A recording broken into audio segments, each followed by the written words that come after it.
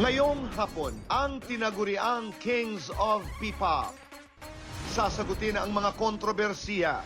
May issue ba tayo kung example na maging bakla ako? Kasi pare-pares naman tayong tao. To the point na mag-away-away na kayo just because of a petty thing na ganyan. I think that's it's not okay. At ibabahagi ang dagok na hinarap matapos pinagbawalang gamitin ang pangalang SB19. Nag-perform po kami. Please welcome Pablo, Josh, Ken, Justin. Na parang, ha? Ano kami? Sino kami? Yung pinaka-worry din, yung parang dito na matitigil lahat. Magandang hapon Pilipinas at buong mundo. Naitay Kapuso, pahiram po ng 20 minutes ng inyong hapon. Ako po si Boy and welcome to Fast Talk with Boy Abunda. Sa lahat po ng nanonood sa Facebook at YouTube, maraming salamat po. Sa lahat ng nakikinig sa Dizzy Double B, welcome to the program. Ito po ang laman ng second part ng aking kwentuhan kasama po ang SB19. Panoorin po natin ito. Kaakibat ng pagsikat ay kontrobersiya. Aba. Isa na dito yung sexuality. What do you wanna say?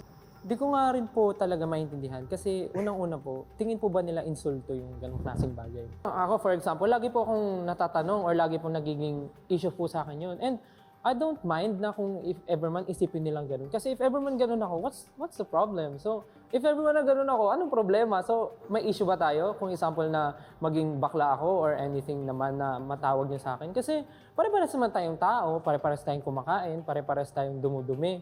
So, I don't think meron kang kinalamang sa akin. Katulad nga po ng mga ganong issue na mahilig yung mga fans sa shipping.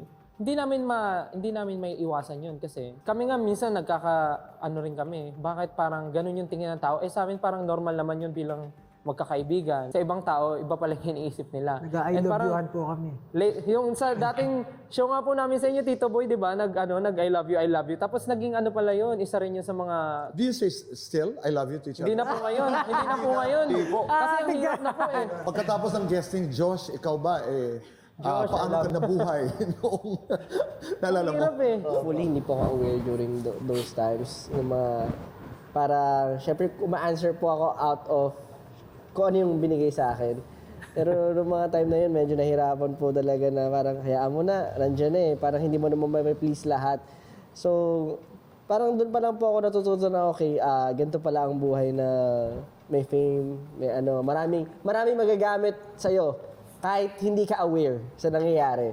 So better to be parang ano ka na lang po, mas maingat. Pero still, babalikan ko lang yun.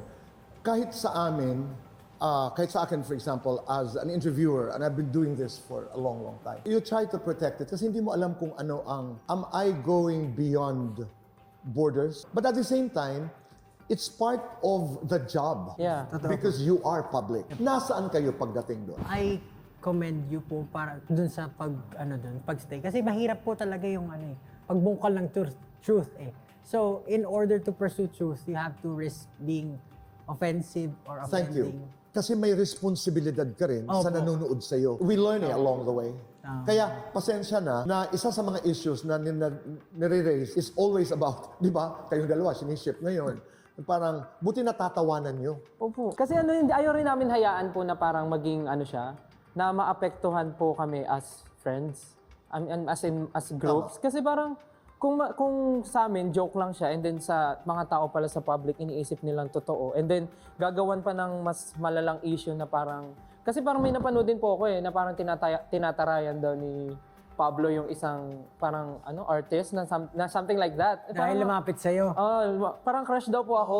Tapos nung na-meet daw ni Pablo, tinarayan daw ni Pablo kasi nalaman daw ni Pablo na crush ako. So parang sa akin, ang labo naman ng mga nangyayari dito. Na parang akala ko ba masaya lang tayo dito. Parang, tapos all of a sudden may mga ganong issues na. So parang gusto rin po sana naman siyang ma-break na parang, ito lang kami para maging masaya tayo. So parang ganun. But wala naman po kami problema sa mga ganong klaseng mga questions po or issues na. Kasi willing naman po kami sagutin lahat just to clarify everything. Pero yun lang po siguro yung mga bagay na para sa akin po, in my opinion, na hindi na po maganda. It's because yung mga taong hindi pa po nakakilala sa amin, tapos ganun po yung Ganun nakikita iisipin. nila. So kumbaga, yung first impression kasi may kasabihan yung pinaka first impression yun talaga yung matatandaan ng tao eh. Especially pag hindi kami kilala tapos gusto nila kaming kikilalanin. And yun yung nakikita nila sa social media na ganito, ganyan about shipping. Tapos nag-aaway-away sila just because boto sila sa ganitong ship, ganito din sila ship, tapos nag-aaway-away sila. Kanino Para ba sa sini- amin, it's kanino ba funny. siniship? Siniship kami. Ni Stel, ni Justin, ni Pablo, ni Parang Josh. lahat po eh, lahat po, lahat. Oo talaga? po, lahat. It's parang ano po siya. Part kasi siya ng ano, ng Fandom. fandom. It's okay ano if siya, it's For fun. Yeah, it's alright as long as parang katuwaan lang. katuwaan. But to the point na mag-away-away na kayo just because of a petty thing na ganyan. I think it's not okay. I think hindi na siya maganda. Kayo kasi, pag pinapanood, you're very comfortable with yourselves and with each other. Yes. So, may mga tao talaga na likas na mapanghusga Opo. at nasa public platform tayo.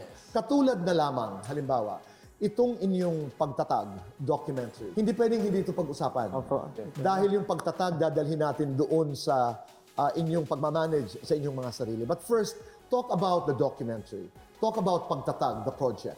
Ano ito? Literally po, pagtatag po ng grupo To namin. build talaga, yung pagtatag na... Hindi po siya pagtatag Establish. to establish, but pagtatag to strengthen, to Yung forge. mga experiences. Okay, Ganun po siya. dapat matatag, to strengthen. Bakit ba sinasabing pagtatag? Ibig sabihin maraming challenges para tumatag ka. Okay. Pinakita po doon yung Pwede ba, ang challenge. pinagkukwentuhan po natin how successful we are right now. Pero parang the moment na nafe-feel mo na yun, biglang may babatuhin ka ng meteorite na ibabagsak ka uli. Yung recent controversy rin po about sa trademark namin na hindi na namin siya pwede gamitan. Technically, si SB19, bawal namin gamitin. So, hindi na kami SB19. Yung emotional turmoil, yung stress na binigay sa lahat ng tao na tumutulong sa amin, araw-araw hindi kami makatulong. Talagang ganun po yung nangyari sa amin. And nung napagtagumpayan namin siya, parang doon namin masasabi na matatag So yung talaga. pagtatag is about this. Opo, Yes about po. our Yung journey na ito. Opo. Ganda. Opo, akala po kasi nila very successful na eh. Yun, kami rin po, yun parang we're living the life. To be honest po, nagpe-prepare po kami for our anniversary concert. So And I it's, think you have a world tour. Meron ba? meron pong world tour, opo, kasabay po nun. Pero meron po kaming anniversary concert, syempre lahat ng tao about celebration, very happy. Tapos may matatanggap kang something, liham. Na hindi ka na ganito. You're not able to. So, ika-cancel ba namin yung show namin? Ngayon po, ganun din po yung nangyari. Marami po kaming world tour or countries na hindi napuntahan kasi na-cancel yung show kasi bawal namin Right. gamitin. At saka ang mahirap nun, Pablo, identity mo eh. Opo. Pangalan mo eh. Brand name mo eh. Yeah. Hindi ordinaryong challenge na pwedeng may kapalit. Pero pag tinatanggalan ka ng pangalan, that's an entirely different. Nag-perform po kami.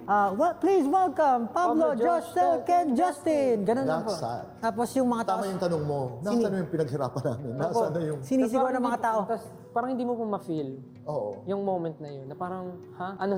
Ano kami? Sino kami? Parang gano'n. Yung pinaka-worry din, yung parang dito na matitigil lahat. Opo. Siyempre, ang hirap eh, binuhos mo lahat. Tapos, in an instant, may ganun.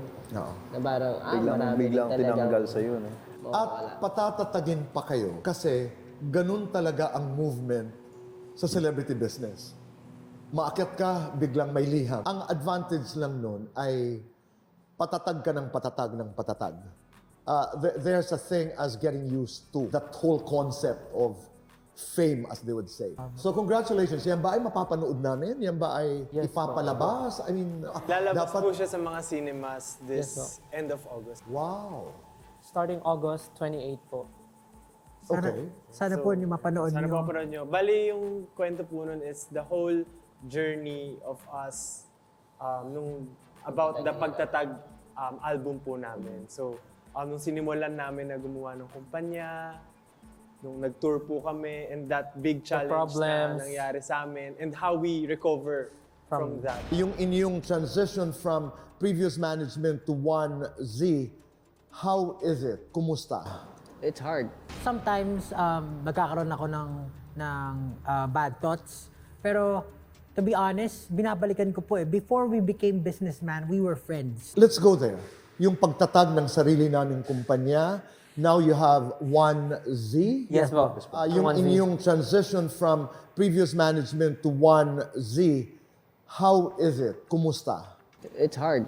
It's not easy. Nothing No, is it's easy. not Parang easy. wala naman po talagang mabilisan na process or syempre nangangapa po kami as syempre all of us are artists. Parang kumbaga hindi kami nag-start as businessman talaga. Right. Pero we have to go out of our comfort zone eh. Parang medyo mahirap po siya and especially yung iba marami ring personal na interest or iba-ibang ginagawa. So parang medyo mahirap po na nung sinisimulan namin siya. Kayo yung may-ari ng kumpanyang ito. Abo. This is a management house. Yes. And Wanzi manages the career of SB19. Tsaka siguro po, ayun yun, kaya rin po siya onesie, it's one zone.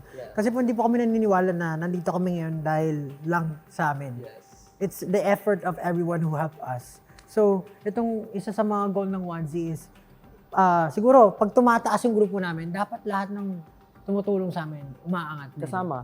Inaangat nyo. Inaangat Oo. po namin. So, kaya, since parang long frustration namin yung pag-aalaga sa mga tao sa paligid namin. I met the CEO, he's very young. Yeah.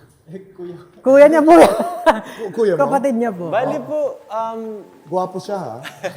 thank you po. Siguro po, nung binuo namin yung onesie, syempre po, ang pinaka-kailangan talaga namin is taong pagkakatiwalaan po namin. So, una sa lahat kaming 5 po, since magkakasama na kami for more than 4 years noon, alam namin na kami na yung magkakatiwalaan. So, yung mga tao rin po na naka-work na namin before, na alam namin na may potential and talagang mapagkakatiwalaan, katulad nga po ng friends, even our friends, our schoolmates, yun nga po Karen, brother ko From po, before na. and even brother din po ni Pablo tumutulong.